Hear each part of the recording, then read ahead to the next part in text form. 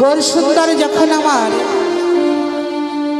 24 বছর বয়সে লীলা সঙ্গ করলেন, মহাপ্রভু যখন সন্ন্যাসী হলেন তখন মহাপ্রভুর বয়স কত ছিল? মাত্র 24 বছর। আর বিষ্ণুপ্রিয়ার বয়স তখন মাত্র 16 বছর। হরে কৃষ্ণ।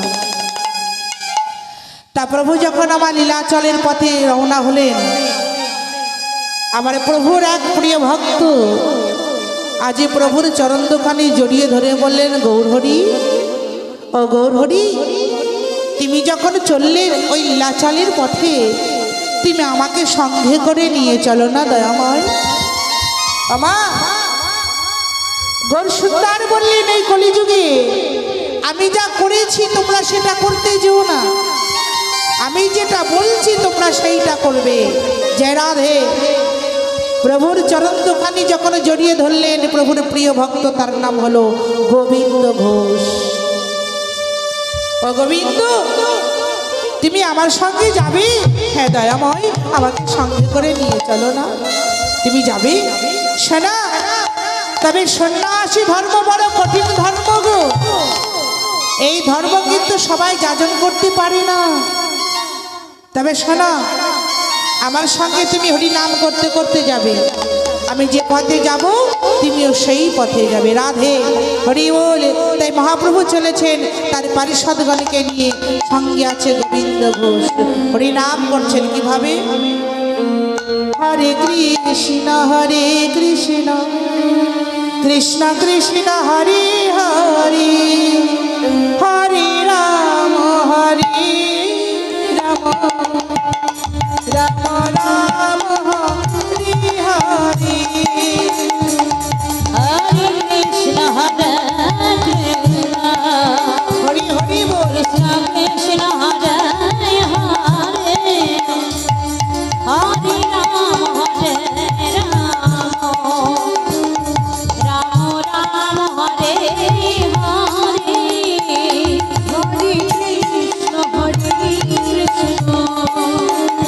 কৃষ্ণ, কৃষ্ণ কৃষ্ণ হরে হরে, জয় রাধে। হরে রাম হরি বল। রাম রাম হরে হরে, হরে কৃষ্ণ কৃষ্ণ কৃষ্ণ হরে হরে, হরে রাম রাম রাম হরে হরে, হরে কৃষ্ণ কৃষ্ণ, কৃষ্ণ কৃষ্ণ হরে হরে, জয় গৌর হরি বল। হরে রাম রাম রাম হরে হরে, হরে কৃষ্ণ কৃষ্ণ কৃষ্ণ কৃষ্ণ হরে হরে, হরে রাম রাম রাম হরে হরে। জয় রাধে। নিতাই গৌর হরি বল।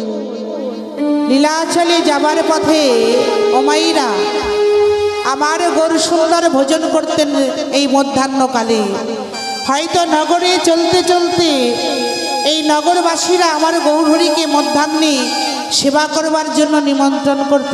গৌরহরি, ও গৌরহরি, আজকে মধ্যাহ্ন সময়কালে তুমি আমার বাড়িতে অন্ন ভোজন করবে। ওই এক মুষ্টি তণ্ডুলের অন্ন ভোজন করতেন আমার গৌর সুন্দর। রাধে। অন্ন সেবার করবার পরে গোবিন্দকে ডেকে বলছে, ও গোবিন্দ, গোবিন্দ, মধ্যাহ্নে প্রসাদ পাবার পরে একটু মুখশুদ্ধি না হলে কি চলে? একটু মুখশুদ্ধি এনে দেবে? গোবিন্দ ঘোষ বললেন, দয়াময়, তুমি একটু অপেক্ষা করো, আমি তোমার জন্য মুখশুদ্ধি এনে দিচ্ছি। তাই গোবিন্দ ঘোষ ওই মাধবগিরি করতে গিয়ে বাবা 2খানি হরিতকি পেলেন। আর ওই 2খানি হরিতকির মধ্যে মনে মনে চিন্তা করছে, তাই তো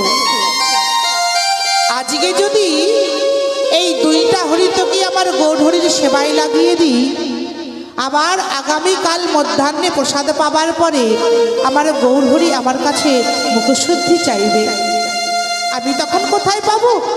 তাই একটা ঝুলির মধ্যে রেখে দিই, আর একটা আমার গৌর হরিকে সেবা দিই। হরি বল। আমার গৌর হরি পরের দিন ঠিক এমনি করে ঠিকই দুপুর বেলায় যখন আবার বললেন, গোবিন্দ, বলি ও গোবিন্দ, সেবা করবার পরে মুখটা বড় বেস্বাদ হয়ে গেছে, গোবিন্দ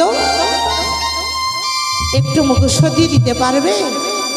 রাধে সঙ্গে সঙ্গে ঝোলার থেকে ওই মুখশুদ্ধিটা বার করে যেই না গৌরহরিকে দিয়েছে, আমার গৌরহরি হঠাৎ বলে উঠলে, কি গোবিন্দ, কি করেছো তুমি? তুমি জানো না সন্ন্যাসী হবার পরে কাউকে সঞ্চয় করতে নেই? তোমার এখনো বিষয় বাসনার প্রতি এই সঞ্চয় বোধ আছে। হবে না, হবে না গোবিন্দ ঘোষ, তুমি যে সন্ন্যাসী, কেন বলো, কেন তুমি এমন করে সঞ্চয় করলে? সন্ন্যাসী জীবনে কখনো সঞ্চয় করতে নেই, এখনো দেখি তোমার সঞ্চয় বোধ রয়েছে। তুমি চলে যাও, তুমি দূর হয়ে যাও, তুমি আমার সবক থেকে চলে যাও, আমি তোমার মুখ দর্শন করতে চাই না। গোবিন্দ ঘোষ আমার গৌর হরির চরণ যুগল জড়িয়ে ধরে বলল, ও গো দয়াময়ী, ও গো দয়াময়ী, দয়াময়, ও গো দয়াময়, ও গো দয়া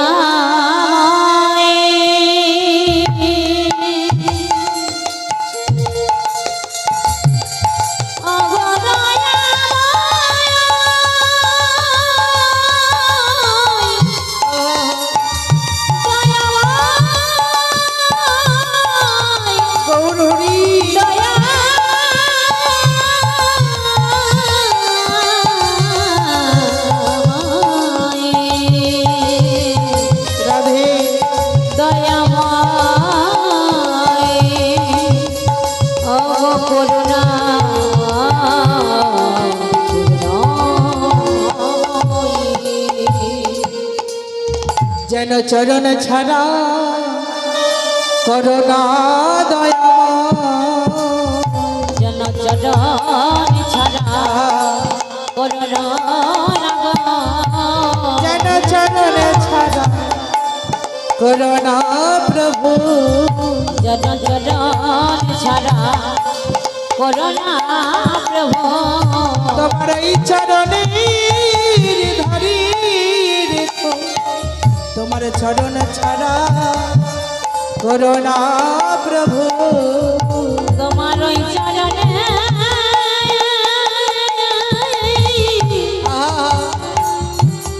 তোমার ওই চরণে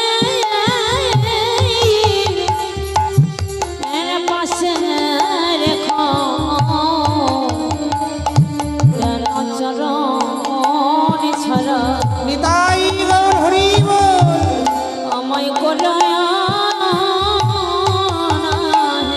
দূর হয়ে যাও, দূর হয়ে যাও গোবিন্দ, আমি তোমার মুখ দর্শন করতে চাই না, আমি বিষয়ের মুখ দর্শন করতে পারবো না, তুমি চলে যাও।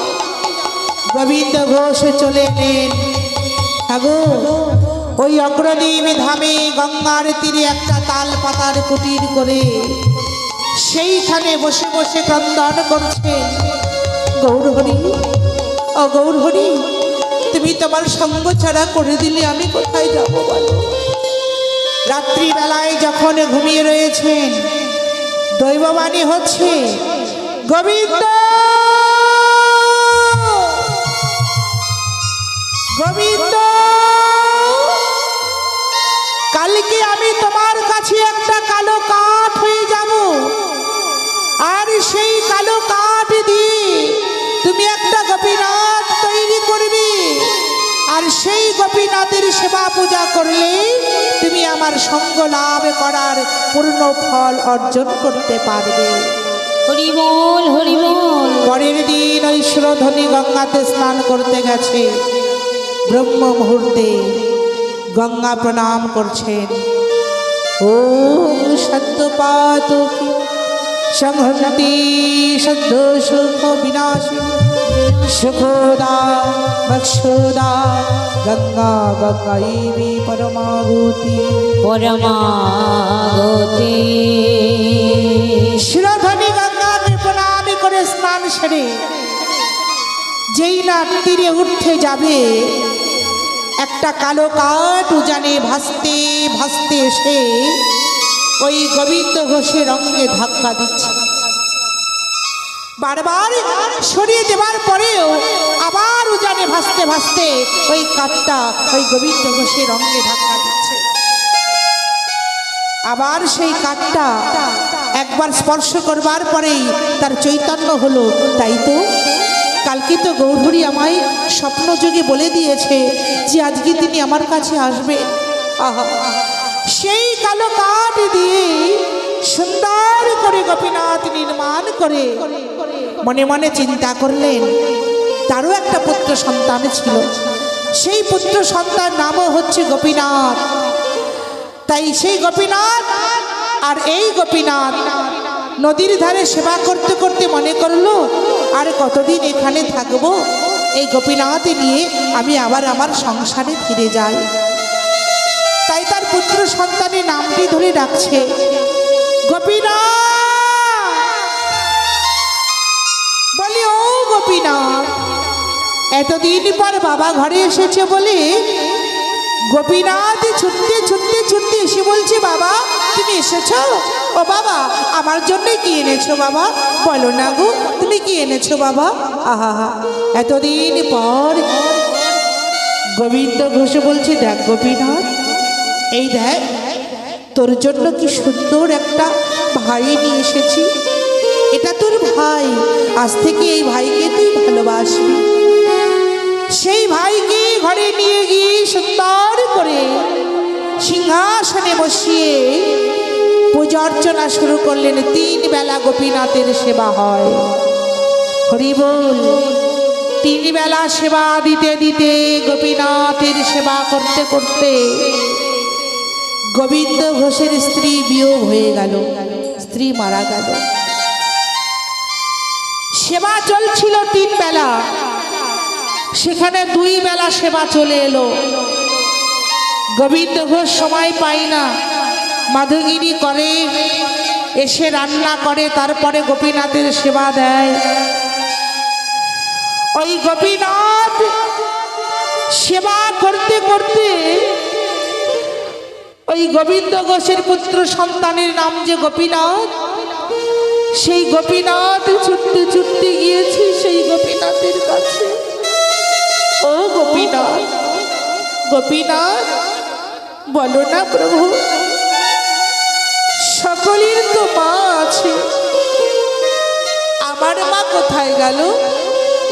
আমার মাকে তুমি এনে দিতে পারো না? দিন শেষে সবাই যখন মায়ের কোলে ঘুমায়, আমি কেন আমার মাকে দেখতে পাই না? আমার মাকে এনে দাও গোপীনাথ। ও গোপীনাথ বলে দাও না,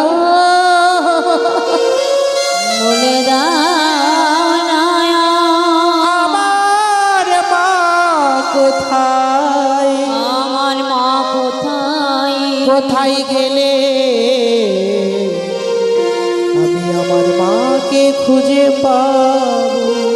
বলে দাও না, বলে দাও না গো। বলে দাও না কোথায় গেলে আমার মাকে খুঁজে পাবো? কোথায়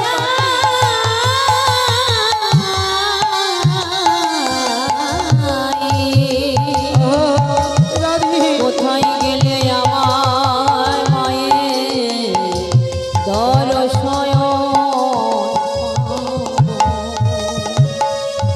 গোপীনাথ আচার কি বলছি আমার মাকে এনে দাও।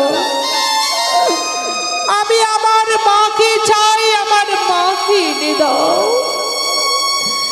মা মা করে কাঁদতে কাঁদতে গোপীনাথের সম্মুখে রক্ত উঠে, এই বদন দিয়ে রক্ত উঠে সঙ্গে সঙ্গে মারা গেল। গোবিন্দ ঘোষ ছুটতে ছুটতে এসে পুত্র সন্তানটিকে বুকের মধ্যে জড়িয়ে ধরে বলছে, গোপীনাথ,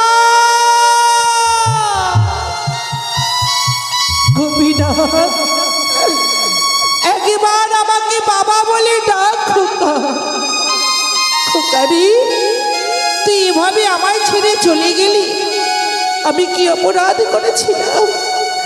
আমার যে বাবা বলার আর কেউ রইল না, একবার তুই আমায় বাবা বলে ডাক। সচল গোপীনাথ মরে গেল।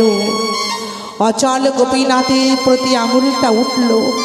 গোপীনাথ, তুমি ভগবান নাকি তুমি পাথর? তুমি কি শুধুই কাঠের মূর্তি নাকি তোমার প্রাণ আছে? কি হবে, কি হবে তোমাকে ভালোবেসে? কি হবে তোমাকে পূজা করে? তোমাকে ভালোবেসে যদি এমন করে কাঁদতে হয়, তোমাকে ভজন করে যদি এমন করে চোখের জলে ফেলতে হয়, আর কখনো তোমার সেবা দিও না। কি হবে তোমার সেবা করে? আমি তোমার সেবা করতে চাই না।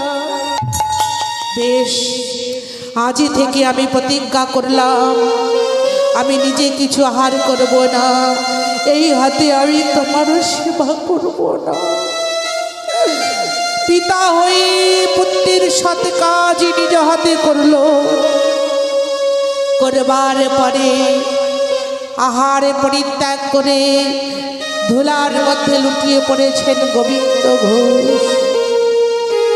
দৈববাণী হচ্ছে, গোবিন্দ ঘোষ, ও গোবিন্দ ঘোষ, একবার ওঠো।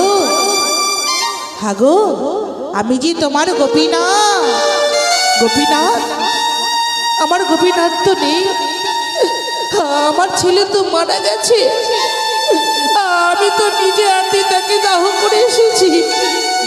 কে বলেছে আমার গোপীনাথ আছে? আমার গোপীনাথ তো নেই, আমার গোপীনাথ তো মারা গেছে। তোমার একটা গোপীনাথ মারা গেছে, কিন্তু আর একজন গোপীনাথ তো আছে।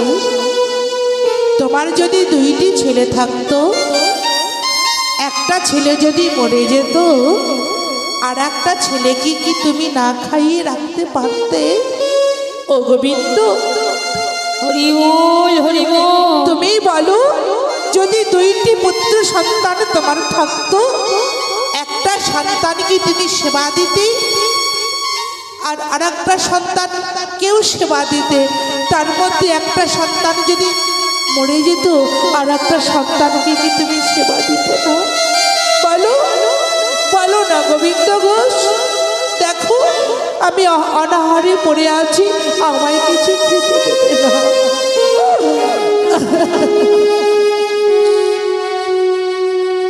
গোবিন্দ, ওঠো, আমাকে সেবা দাও। আমি যে না খেয়ে আছি গোবিন্দ, সে না হয়তো হলো, আমি তোমাকে সেবা দেব। তুমি বলতে পারো, তুমি বলতে পারো, আমি যখন মারা যাব, আমার পরমাত্মার শান্তির উদ্দেশ্যে আমার সৎ কার্যকে করবে। তোমার মনে যদি এই ছিল, তুমি কেন আমাকে সংসারে পাঠালে? আমি তো সংসার করতে চাইনি, তুমি তো আমাকে সংসারে পাঠিয়েছো। আমার সৎ কার্য কে করবে? আমার শ্রাদ্ধ শান্তি কে করবে? বলো গোপীনাথ, বলো, তুমি বলো। গোবিন্দ, তোমার পুত্র যদি বেঁচে থাকতো, তোমার পুত্র যতদিন বাঁচত ততদিন তোমার শ্রাদ্ধ শান্তি করত। কিন্তু তোমার পুত্র মারা গেলে তোমার শ্রাদ্ধ শান্তি আর হতো না। আমি তো তোমার পুত্র হতে পারি না, তুমি আমাকে পুত্ররূপে ভালোবাসতে পারো না? বাবা, তাই তো ভাগবতে বলছে তমে বা মাতা তমে বা পিতা। এই সংসারে মাতা পিতা আমরা শুধু সেজেছি মাত্র।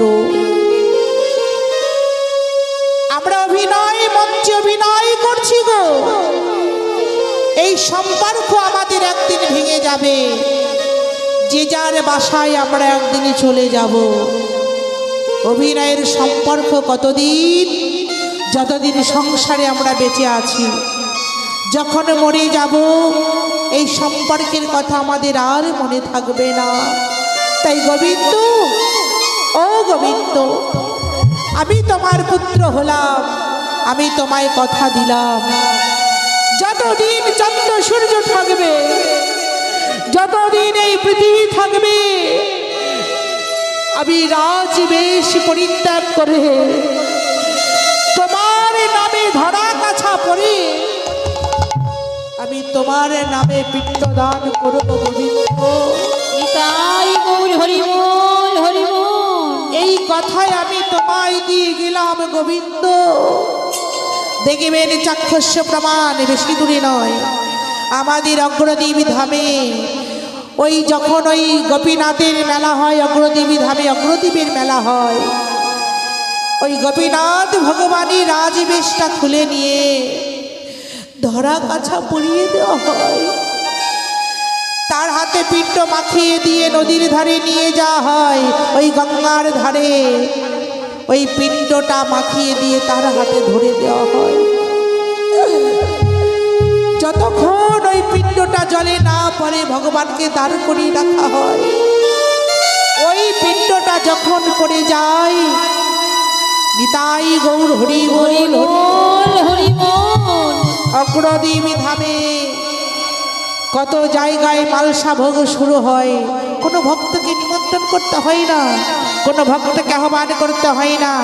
যে যার মতন সেই মেলায় গিয়ে আমরা অংশদান করি।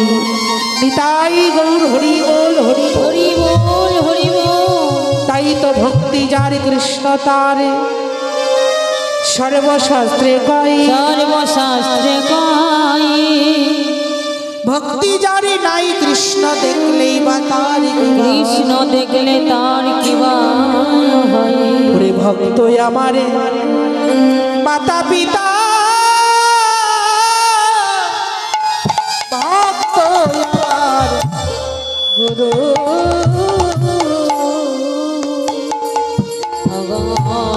ভক্ত আমার মাতা পিতা।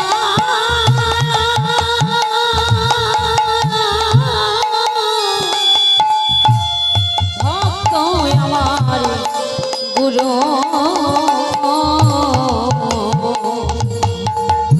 আমার ভক্ত আমার মাতা পিতা।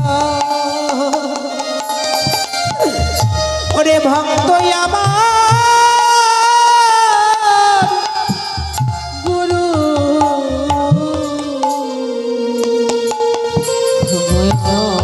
ভক্ত আমার মাতা পিতা।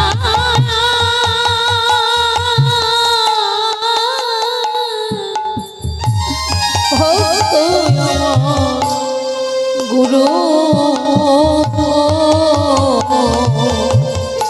ওরে ভক্তের লাগি আমি ধরেছি, ওরে ভক্তের লাগি আমি ধরেছি। ওরে ভক্তের লাগি নাম ধরেছি। ভক্তের লাগি আমি ধরেছি। আরে বাঞ্ছা কল্প তরু, ওরে ভক্তের লাগি আমি ধরেছি। বাঞ্ছা কল্প তরু। ওরে ভক্তের হাতে প্রেমের ডুরি, ওরে ভক্তের হাতের ডোরে। আমার ভক্তের হাতে প্রেমের ডুরি। আমার ভক্তের হাতে প্রেমের ডোরে। আমায় যেদিকে ঘোরাই সেই দিকেই ঘুরি। ভক্তের হাতে প্রেমের চুরি আমায় যদি না ঘোরা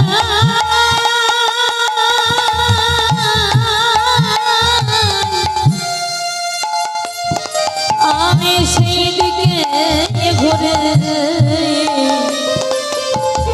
বলি ভক্তির হাতে প্রেমের ডোরে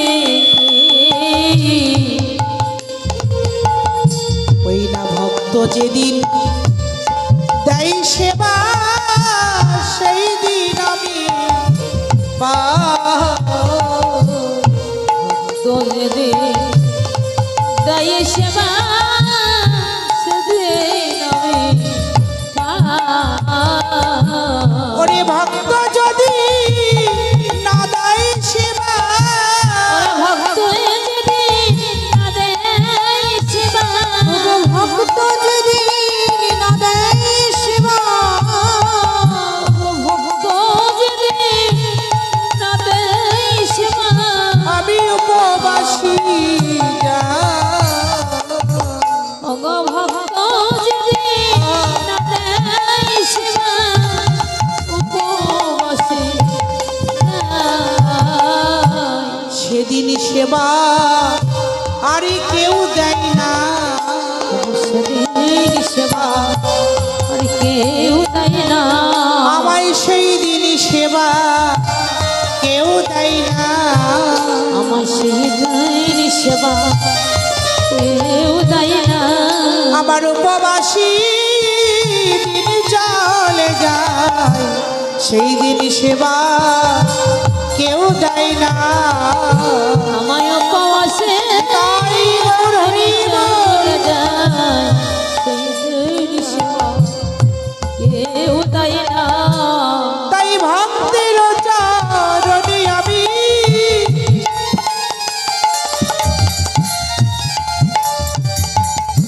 ওরে করি নমস্কার আরে ভক্তের চরণে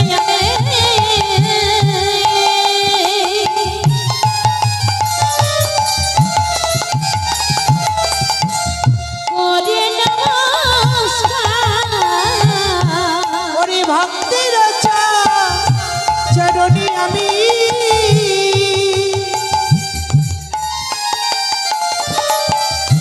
ওরে করি নমস্কার আরে ভক্ত চরণে আমি তাই গৌর হরি বল।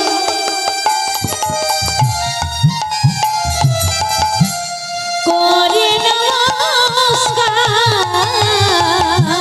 জনমে জনমে আমার এই অভিলাষ